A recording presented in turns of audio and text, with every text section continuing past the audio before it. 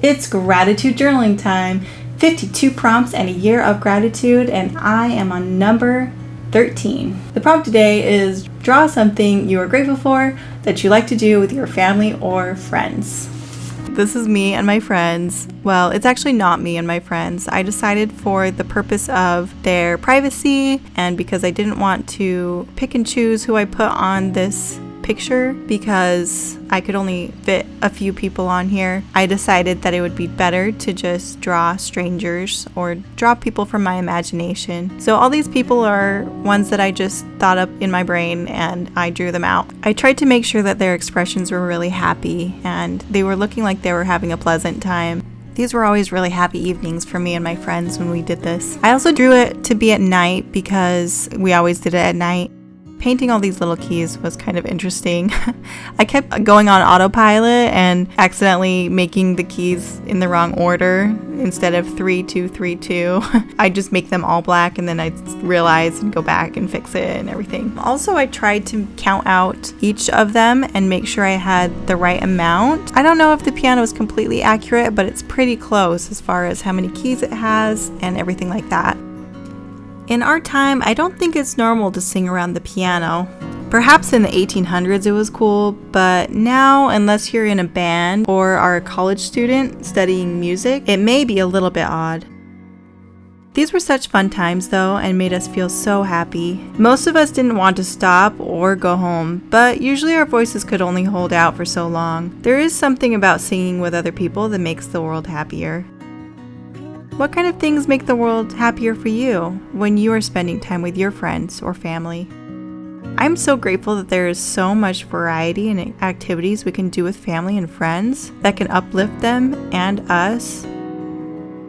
Though these aren't my friends, I did draw my own keyboard, and the big window behind is just like that too. It's the little things that make it familiar. Something else I tried to do while I was working on this piece was to make sure that their clothing had different values, as in different lightness and darkness, so that they would stand out a little bit from each other. Like the purple girl is a little bit darker than the two next to her, and the green guy in front is darker than the guy behind him, and so forth. Things like that.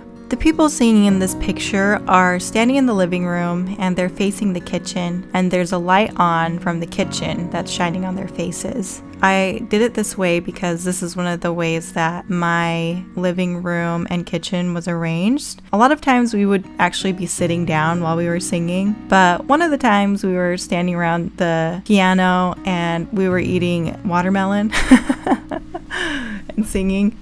I thought that would be one of the better ones to draw. I actually did a previous sketch where I had people sitting around a living room area, but this one felt a little bit more organized and a little bit more cohesive. And it's kind of nice to have those little hints of real life behind the scenes, even though these aren't necessarily people that I know, that they're just made up. Drawing their faces was pretty easy actually. Sometimes faces are a little bit hard for me, but I ended up recently getting a couple of new brushes that are a little bit smaller, so it made it a lot easier. Sometimes I just use the wrong brush and I'm not very smart when I do that, but I got a little bit smaller brush, so that helped. And I'm making it darker around them because it is night, and so I'm just doing some more layering, and it just is helping it so that they can pop out. If you use darker values with lighter values, it helps things be differentiated a little bit better. And I'm adding a little bit of rosiness to their cheeks so that they look a little bit more alive. And then just adding some shadows. When you add shadows, it helps things to feel like they're real, because real life, there's always shadows. So it just puts people more into the place that they are, if that makes any sense.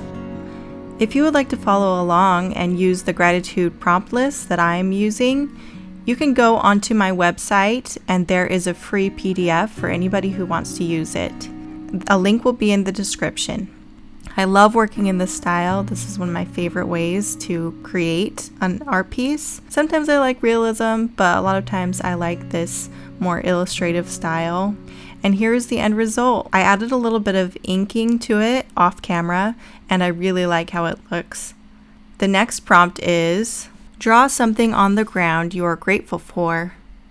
What shall we come up with next? Stay merry and creative.